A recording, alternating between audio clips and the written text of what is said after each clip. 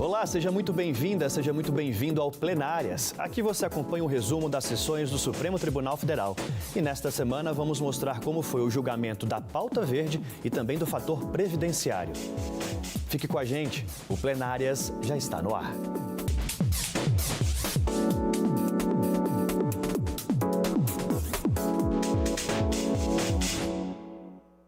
Eu sou o Daniel Adjuto e juntos vamos acompanhar os destaques da semana.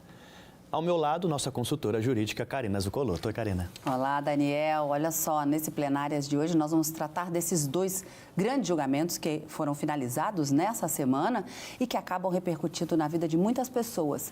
Um envolvendo o meio ambiente e outro envolvendo a aposentadoria de milhares de brasileiros. Um tema que interessa muitas pessoas realmente, sendo discutidos aqui no Supremo Tribunal Federal. Então vamos lá, vamos começar o programa com o julgamento da chamada pauta verde. O Supremo determinou que a União apresente em 90 dias um plano de prevenção e combate a incêndios no Pantanal e na Amazônia. A decisão foi tomada nas ações que cobravam providências do governo federal. A repórter Marta Ferreira tem os detalhes. São 3 ações propostas pelos partidos PSOL, PSB, PT e Rede Sustentabilidade em 2020. Eles apontam uma série de omissões do governo federal no combate a queimadas no Pantanal e na Amazônia. Diante desse cenário, os partidos pedem que a União elabore um plano para reduzir as queimadas nesses biomas. O relator dessas ações é o ministro André Mendonça. Para ele, o desmatamento, a grilagem de terra, o garimpo ilegal e o crime organizado têm raiz comum na ausência de regularização fundiária e que os dados sobre a ocupação do território nacional são inconsistentes e insuficientes. No voto, Mendonça propôs a adoção de várias medidas. Entre elas estão a apresentação em 90 dias de plano para prevenção e combate a incêndios no Pantanal e na Amazônia, que deve envolver monitoramento, estatísticas e metas. Divulgação detalhada de dados da dotação orçamentária para a área de prevenção a queimadas. Determina aos governos estaduais a publicidade de processos sobre negativa de licenciamento para retirada de vegetação. Elaboração de relatórios semestrais sobre os resultados das medidas. Monitoramento pelo Observatório do Meio Ambiente do Poder Judiciário, ligado ao CNJ, sobre processos com grande impacto no desmatamento. E regulamentação pela União em até 180 dias do Fundo Social, que tem como fonte de custeio recursos do pré-sal para que as verbas sejam destinadas à proteção do meio ambiente e mudanças climáticas. Em relação ao Cadastro Ambiental Rural, o CAR, o relator manteve a proposta de que o governo apresente em 90 dias um plano de ação com medidas concretas para processar em 18 meses, no mínimo 70% das informações prestadas ao cadastro. O CAR é um registro público obrigatório para todos os imóveis rurais. O julgamento foi retomado nesta tarde com o ministro André Mendonça esclarecendo alguns pontos sobre a questão do Fundo Social. Um fundo que tinha cerca de 150 bilhões e, por ausência de regulamentação ao longo do tempo, esses recursos não chegam hoje a 20 bilhões de reais. Penso que cabe ao Poder Executivo e, de fato, da minha parte, é uma deferência não só reconhecida pela lei, mas no âmbito da decisão, também ao Poder Executivo, de poder, no âmbito de avaliação das políticas públicas, fazer a melhor deliberação a fim de regulamentar o fundo do qual nós tratamos. Na sequência, votou o ministro Cristiano Zanin, acompanhando o entendimento do ministro Flávio Dino, que divergiu do relator quanto às determinações sobre o CAR e sobre o Fundo Social. Saímos demasiadamente do objeto dessas ações. O objeto dessas ações seria aqui tratar das queimadas e incêndios no Pantanal e na Amazônia. E aqui nós estaríamos entrando especificamente em relação a um assunto que não foi objeto de contraditório e que, de certa forma, poderia pegar de surpresa os órgãos que seriam destinatários da nossa determinação. contrariando, talvez, o que dispõe o próprio artigo 10 do Código de Processo Civil. Então, a despeito de reconhecer a causa de pedir aberta nessa modalidade de ação que estamos tratando, parece-me que avançar para uma determinação em relação ao cadastro ambiental rural, nós estaríamos, com o máximo respeito, extrapolando aqui o objeto da ação. O ministro Nunes Marques também divergiu do relator quanto às determinações sobre o CAR, Cadastro Ambiental Rural. E, pelo visto, as propostas estão muito próximas, né? A do eminente relator, que propõe dessa forma, e do ministro Flávio Dino e do ministro Cristiano Zanin, que, ao invés de fixar um prazo para essa apresentação, aguarda que essa proposta seja feita dentro do plano. Já em relação ao Fundo Social, Nunes seguiu o entendimento de Mendonça. O fundo está se carcomendo, o principal está se esvairindo. E há necessidade urgente da adoção de medidas para que, com os novos aportes, essas destinações sejam executadas. Os ministros Alexandre de Moraes, Dias Toffoli e Luiz Roberto Barroso seguiram o entendimento de Nunes Marques. Eu não entendo que aqui haja, como foi debatido na proposta do ministro André, haja um extrapolamento do pedido, até porque o eminente relator bem colocou e os demais concordaram, a causa de pedir na DPF é aberta.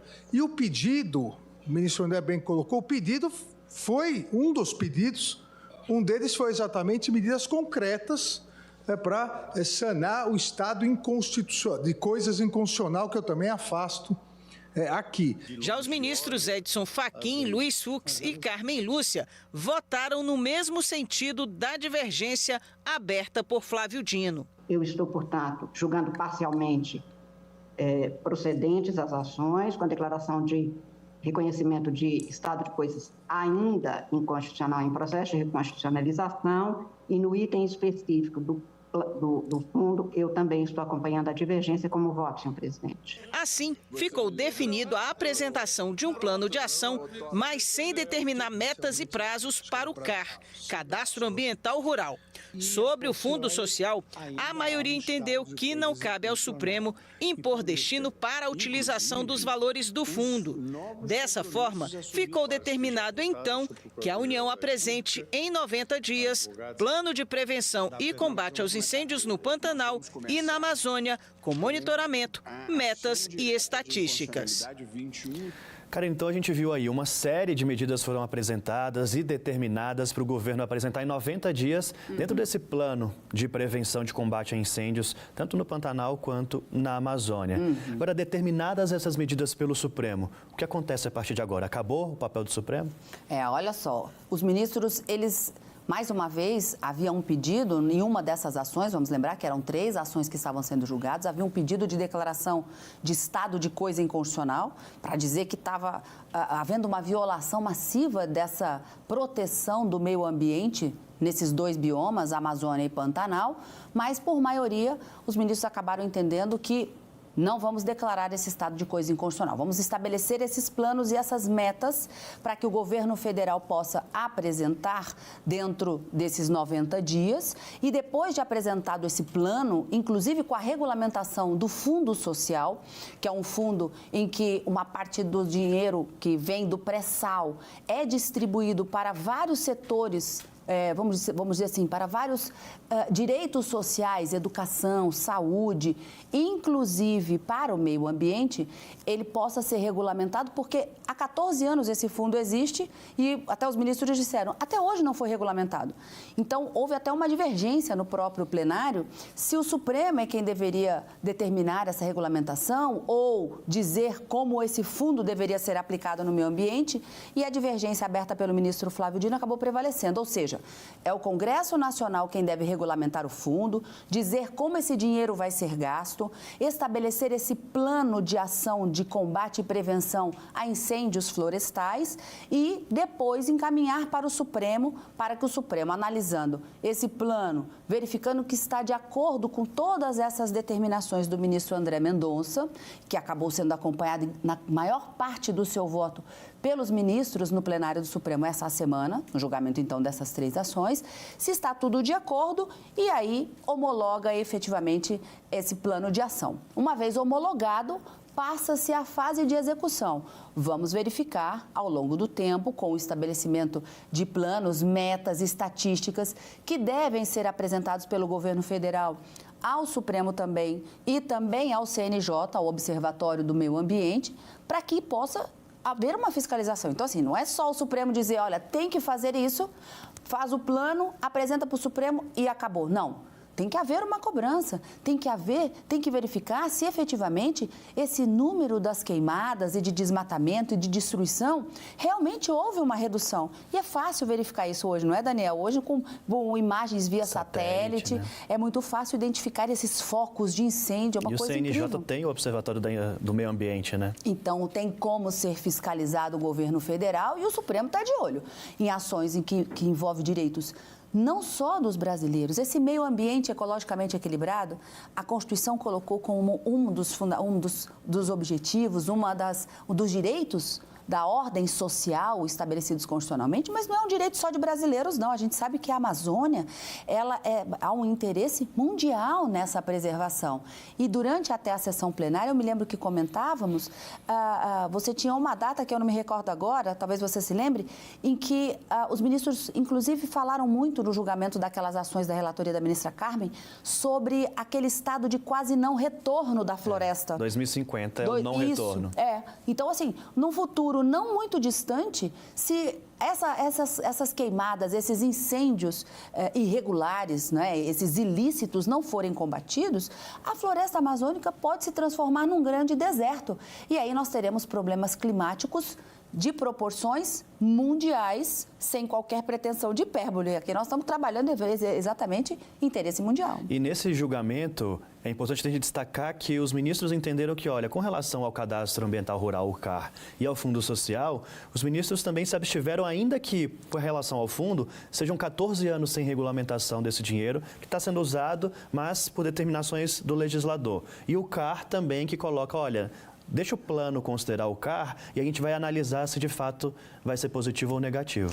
Exatamente. Uma das determinações é isso, que seja feito um plano de ação de medidas concretas para processamentos de informações para que sejam inseridas nesse CAR, que é o Cadastro Ambiental Rural. Então, vejam, são várias determinações que os ministros acabaram seguindo, salvo engano, foram 8 no voto do ministro André Mendonça, o relator, com as achegas, como diria a ministra Carmen Lúcia, da divergência apresentada pelo ministro Flávio Dino, mas a União precisa agora mostrar efetivamente o próximo passo.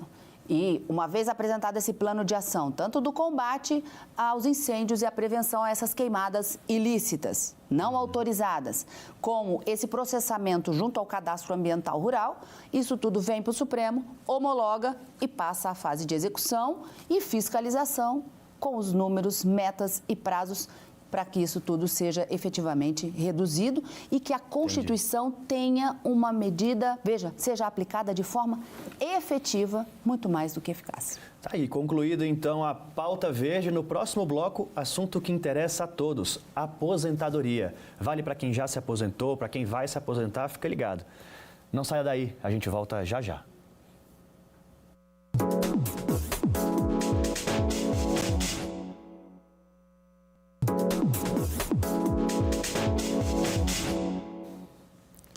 O segundo julgamento, que era muito aguardado, foi sobre uma lei de 1999 que trata, entre outros pontos, do chamado fator previdenciário. É um cálculo criado para incentivar o contribuinte a trabalhar por mais tempo. A lógica, de maneira simples, é a seguinte: quem trabalha por mais tempo tem maior aposentadoria, quem trabalha por menos tempo, menor o benefício.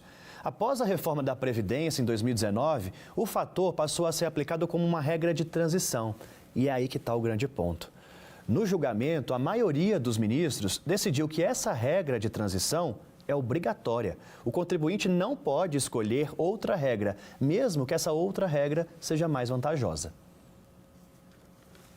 As ações questionam dispositivos da Lei de Benefícios da Previdência Social. A primeira ação contesta as seguintes regras: exigência de período de carência para gozo de salário maternidade e condicionamento do pagamento do salário família à apresentação do atestado de vacinação e frequência do filho na escola. A segunda questiona o chamado fator previdenciário, que nada mais é do que uma fórmula que aumenta o valor da aposentadoria conforme o tempo de contribuição. O fator previdenciário foi criado em 1999 para incentivar o segurado a trabalhar por mais tempo. 10 anos depois, a reforma da Previdência acabou substituindo o fator por outras formas de cálculo. Só que ele ainda é aplicado em algumas situações. Em discussão, se os segurados do regime de transição poderiam optar pela regra do regime definitivo, caso a regra de transição trouxer prejuízos. O relator das ações, ministro Nunes Marques, votou pelo não conhecimento dos pedidos e pela constitucionalidade dos dispositivos questionados. Na retomada do julgamento, o ministro Alexandre de Moraes chamou a atenção para o fato de que a regra de transição do fator previdenciário já foi declarada constitucional pela Corte. Agora está em questão a forma de aplicação. Moraes, então, votou pela constitucionalidade dos dispositivos em discussão, entendendo que não repercute no recurso da revisão da vida toda. Eu concluo aqui no sentido de que é constitucional também,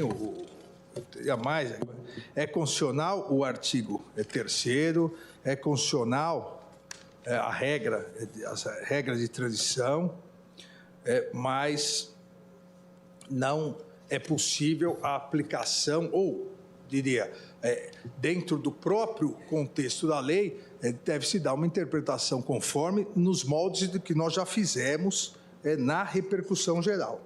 Ou seja, uma interpretação conforme no sentido de que o segurado que implementou as condições para o benefício previdenciário após a vigência da Lei 9876 de 99 e antes da vigência das novas regras constitucionais tem o direito de optar pela regra definitiva. É só isso que ele quer, caso lhe seja mais favorável. O ministro Cristiano Zanin votou pela constitucionalidade da lei, mas diz que se aplica a revisão da vida toda. Com isso, no seu entendimento, os aposentados devem ficar na regra de transição sem direito a escolher pela regra que lhe for melhor favorável. Afastando a inconstitucionalidade formal e material dos dispositivos que foram impugnados, mas, em relação ao artigo 3º especificamente, reconhecer que, ao declararmos constitucional essa regra de transição, ela tem que ser aplicada de forma cogente e, por consequência, não é possível deixá-la, a incidência da regra, deixá-la a critério daquele que faz parte do regime previdenciário. O ministro Flávio Dino acompanhou o voto do ministro Cristiano Zanin. As duas regras válidas devem ser observadas, tais como postas. Tais como o legislador definiu há 2 décadas e meia atrás. Uma é a situação objetiva regida pelo artigo 3º. Outra é a situação objetiva regida pelo artigo 29. E não há ali nenhum suporte, tampouco na Constituição, tampouco no conceito de direito transitório, para nós criarmos um terceiro regime jurídico que jamais existiu no direito brasileiro. Sobre o salário maternidade, o plenário, por maioria, invalidou o período de carência para receber o benefício. Já sobre a regra de transição previdenciária relacionada ao fator previdenciário, a maioria dos ministros acompanhou o voto do ministro Cristiano Zanin, entendendo que o segurado não pode optar pela regra definitiva, se cabível, a regra de transição.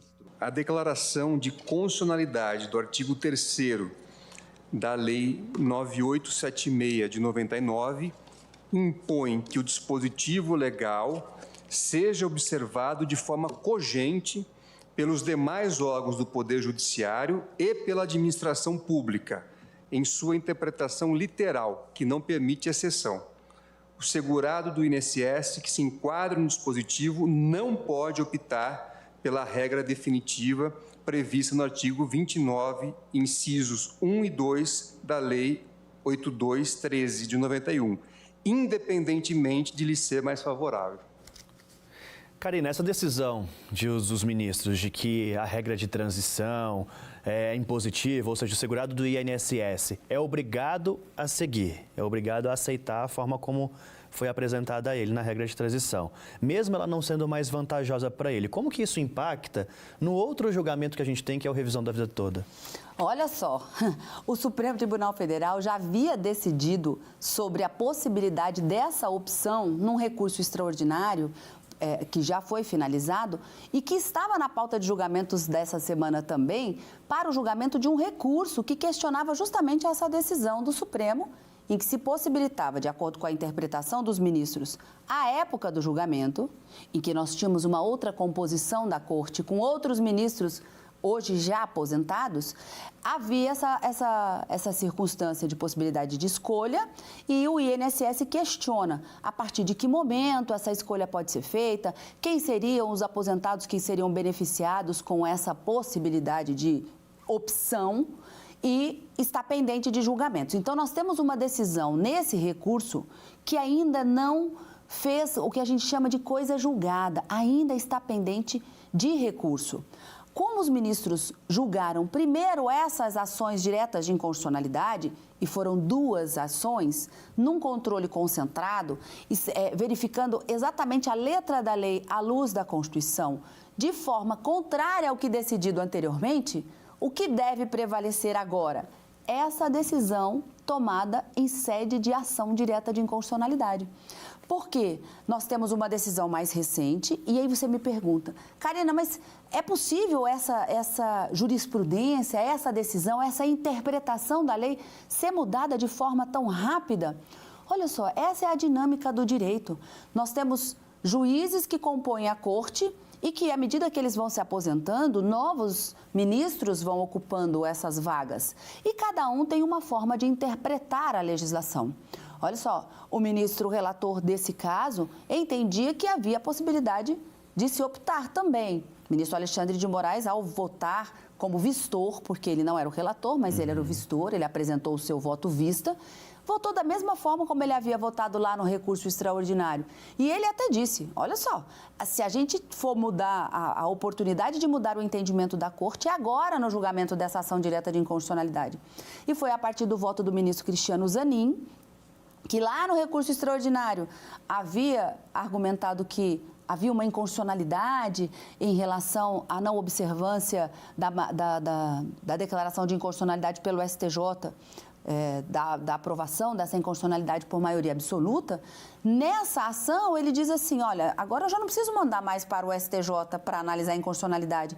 A gente pode decidir isso agora.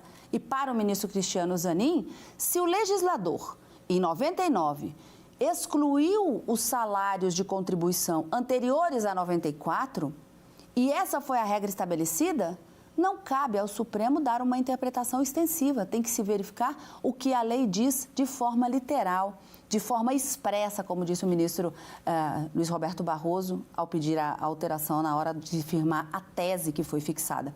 Então, houve uma opção do legislador, excluem-se os salários anteriores a 94 por conta dessa inflação e não há opção de se fazer essa revisão da vida toda. O contribuinte não tem a chance de escolher qual é a regra que lhe cabe melhor ou que lhe trará um melhor benefício, entenda, que vai fazer com que ele receba uma aposentadoria melhor ou pior. Essa foi a regra estabelecida e, portanto, quem completou completou os requisitos para se aposentar entre 99 até a promulgação da Emenda Constitucional 103 em 2019, tem que seguir essa regra. Essa foi a decisão tomada pelo Supremo nessa semana no julgamento dessas duas ações diretas de inconstitucionalidade. Eu tenho para mim que esse julgamento do RE deve ser o próximo, em que eles vão decidir o que fazer com esses embargos de declaração e colocar definitivamente a questão dentro dessa nova interpretação do Supremo. E dentro dessas ADIs também havia uma outra discussão que estava relacionado ao período de carência para usufruir do salário maternidade. Lembra para a gente e explica o que os ministros decidiram. Olha só, e aí houve uma divergência também aberta, porque dessa lei de 99, além dela alterar os critérios do cálculo da aposentadoria para essas pessoas que já preenchiam os requisitos, havia um questionamento também em que o legislador previu que para as mulheres trabalhadoras haveria um prazo mínimo de 10 meses de contribuição ao INSS para que elas pudessem usufruir da licença maternidade. E aí, o ministro Edson Fachin, que já havia levantado a inconstitucionalidade no voto proferido no plenário virtual, acabou prevalecendo esse entendimento no plenário físico também, dizendo que, olha, não, isso é inconstitucional. A própria Constituição estabelece que é um direito da gestante trabalhadora o direito à licença maternidade, independentemente de prazo de carência. Então, nesse ponto em que foi questionada a inconstitucionalidade, os ministros acataram o argumento e declararam esse prazo de carência inconstitucional. É trabalhadora, ficou grávida, tem direito à licença maternidade, não precisa dos 10 meses. Assim também como os ministros decidiram sobre a apresentação do atestado de frequência escolar e também da caderneta de vacinação para as famílias. Para recebimento do Bolsa Família, não é? Nesse ponto, os ministros entenderam que o legislador pode estabelecer esses requisitos. Salário família. O salário família, Bolsa Família não, salário família, bem corrigido, e que isso não há nenhuma inconstitucionalidade. Então, nesse ponto, eles julgaram improcedente a ação, mantendo a constitucionalidade do salário família, mas julgaram procedente a ação para declarar inconstitucional esse prazo de carência para o recebimento da licença maternidade. E com relação ao fator previdenciário, que altera essa forma, os ministros acabaram dizendo que o que a lei previu é constitucional, é a única regra que deve ser aplicada. O aposentado não tem opção para escolher a regra que é melhor para ele, né? Entre os dois mundos, eu quero esse? Não. O que tem é aquela previsão na lei de 99. Tá aí. Então, plenárias de hoje fica por aqui, Karina. Muito obrigado. Eu que agradeço, Daniel. Até a próxima. Até a próxima. Lembrando que você acompanha o Plenárias pelo canal da TV e Rádio Justiça no YouTube, pelo Spotify e também pela Rádio Justiça. Continue conosco aqui na TV Justiça. Até a próxima. Tchau, tchau.